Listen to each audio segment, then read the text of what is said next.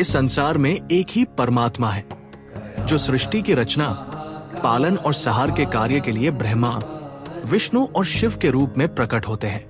हर युग में लोक कल्याण के लिए भगवान विष्णु अवतार लेते हैं। उन्होंने स्वयं ये संकल्प किया है कि जब जब धर्म का पतन होगा और अधर्म का विस्तार होगा, तब तब वे अवतार लेकर धर्म की स्थापना करेंगे।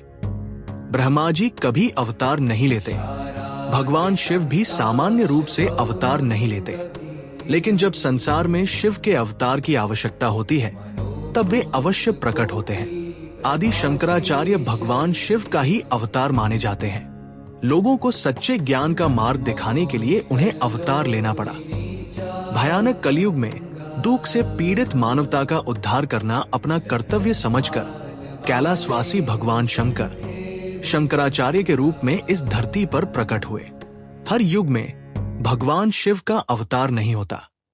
कलयुग में शिव का केवल एक अंश ही शंकर के रूप में अवतरित हुआ, जिसका उद्देश्य था मानव जाति को ज्ञान का उपदेश देना।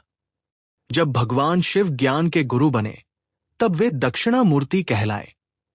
उनका उपदेश शब्दों के माध्यम से नहीं, बल्कि मौन और चिन्ह मुद्रा के द्वारा हुआ। अनेक महान ऋषि मुनियों ने केवल उस चिन्ह मुद्रा को देखकर ही अपने समस्त संदेहों का समाधान प्राप्त कर लिया। लगभग 2500 वर्ष पहले संसार की स्थिति अत्यंत चिंताजनक हो गई थी। ज्ञान मार्ग का प्रचार कम होता जा रहा था और निरीश्वरवाद तेजी से फैल रहा था। तब सभी देवता और ऋषि मुनि एकत्र होकर दक्षिणामूर्ति रूप में विराजमान भगवान शिव के पास पहुंचे। उन्होंने पृथ्वी की स्थिति का वर्णन किया और सामान्य मनुष्यों को ज्ञान और विवेक प्रदान करने की प्रार्थना की। करुणामय भगवान दक्षिणामूर्ति ने उनकी प्रार्थना स्वीकार की और पृथ्वी पर अवतार लेने का निश्चय किया। उनकी सहायता के लिए ब्रह्मा, इंद्र तथा अन्य देवताओं ने भी भूलोक में जन्म लेने की सहमति दी। ये सुनकर देवगण और ऋषिगण अत्यंत प्रसन्न हुए। आपको ये वीडियो अच्छा लगा तो लाइक, शेयर और सब्सक्राइब करें।